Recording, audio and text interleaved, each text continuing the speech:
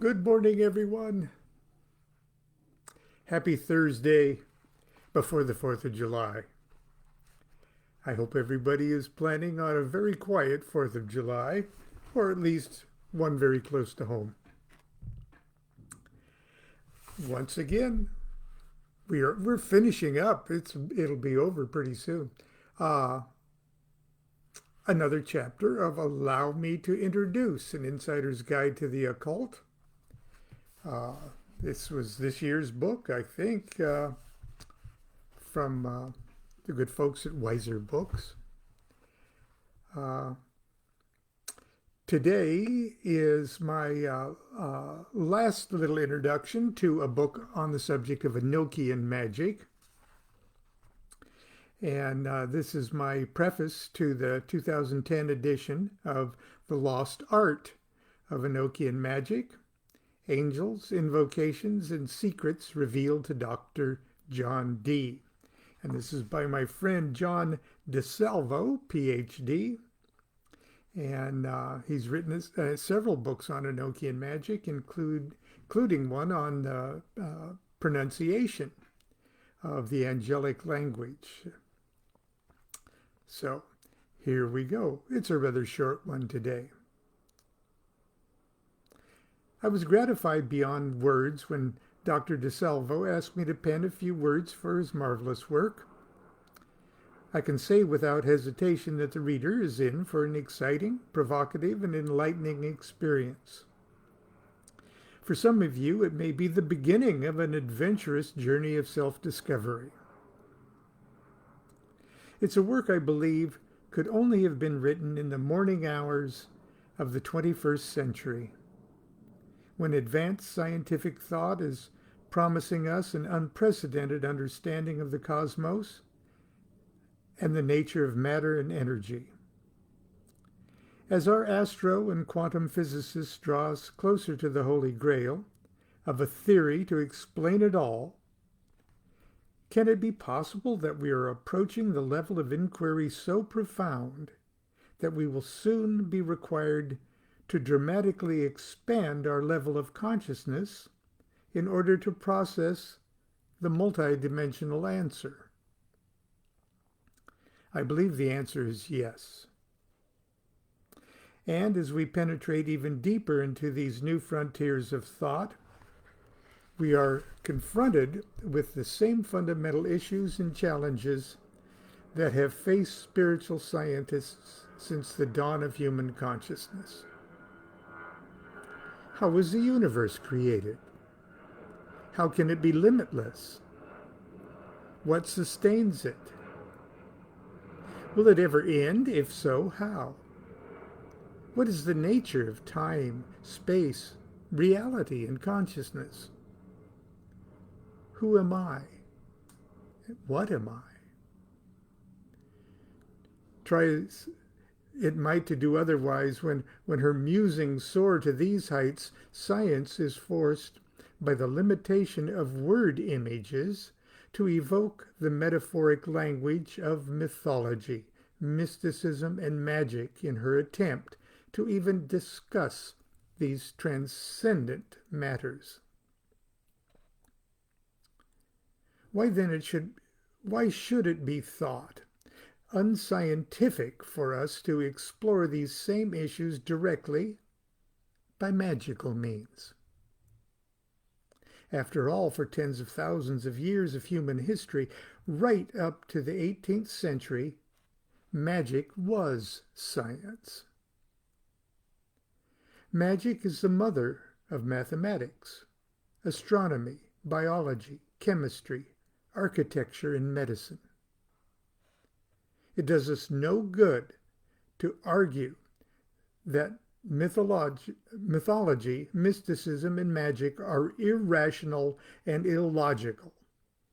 For indeed, the mysteries of astrophysics and quantum mechanics appear to be so as well. For the better part of 1,000 years, adepts of the Holy Kabbalah, Judaism's esoteric science of the soul, have by means of a variety of curious techniques endeavored to use the mind to transcend the mind. For the sake of convenience, they view God as the absolute and supreme consciousness of the universe, and individual humans as miniature reflections of that supreme consciousness. Man, made in the image of God. Just as my reflection in the bathroom mirror lives only because of my living presence, so too do I exist as a reflected unit of the supreme consciousness.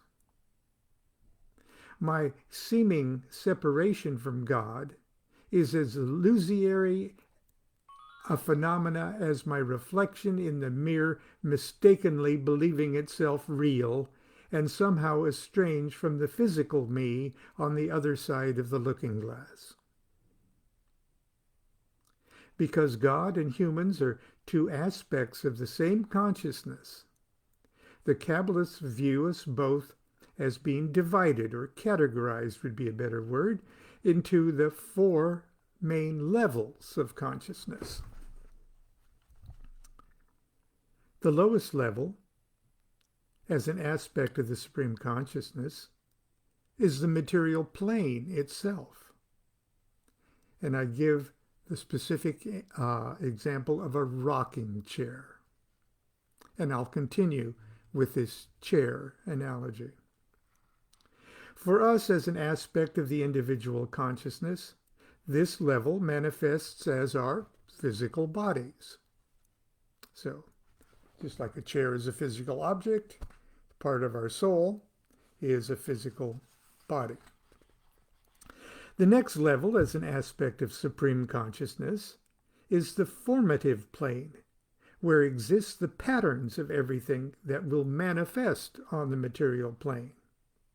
For example, the idea or the concept of a chair. The Kabbalists call this the world of angels.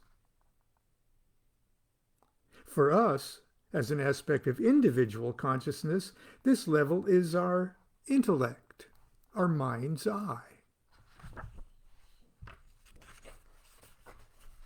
Above this, as an aspect of supreme consciousness, is the creative plane, where the great general principles of the universe are generated.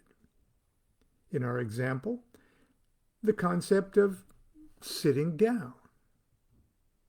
The Kabbalists call this world the world of archangels.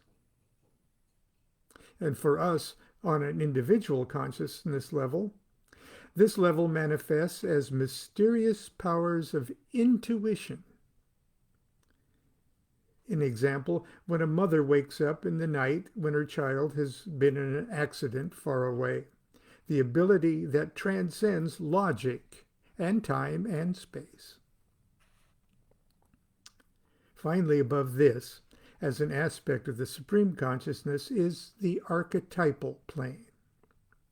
For all intents and purposes, we could consider this consciousness, this is the consciousness of Godhead itself. Now, in the example of what manifests on the material plane as a chair, and what that chair came from an idea in the next highest level, the idea of a specific chair, and above that came the general concept of rest. This is the highest plane. Specific example, the universal concept of rest. So rest at the top, the idea of chairs, of sitting down in the next lower level, the idea of chairs, and finally, chairs themselves. For us, as an aspect of individuality, this is the life force itself, and it's ultimately our true identity. In the metaphoric language of Hebrew mysticism, the mechanics of creation and the cooperative symphony of all the natural forces of the cosmos are a well-ordered hierarchy of spiritual agencies, archangels, spirits, angels, spirits, and demons. We also have our special place in this hierarchy and a special duty to perform. As humans living on the material plane, we are the culmination of this process.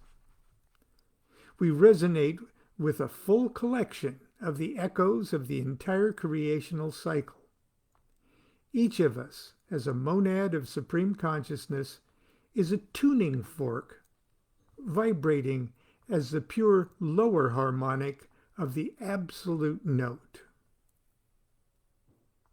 It is the job, indeed I believe it is the destiny, of each of us to raise our consciousness step by step, octave by octave, back to Godhead. This is the true initiatory adventure each of us are destined to undergo. This is the great work.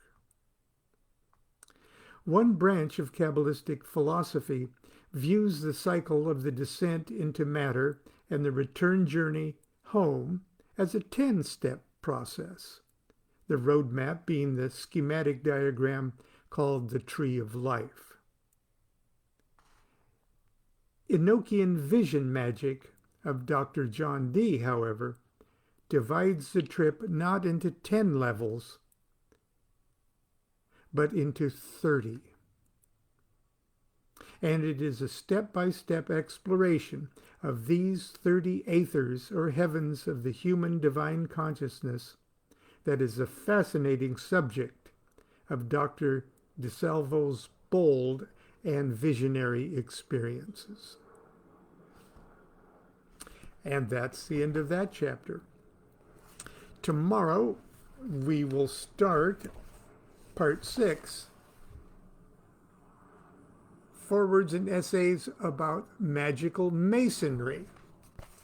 And if you're a Freemason or interested in Freemasonry or know somebody who is, you may enjoy watching the next couple of mornings' readings, because they deal on the subject of esoteric Masonry.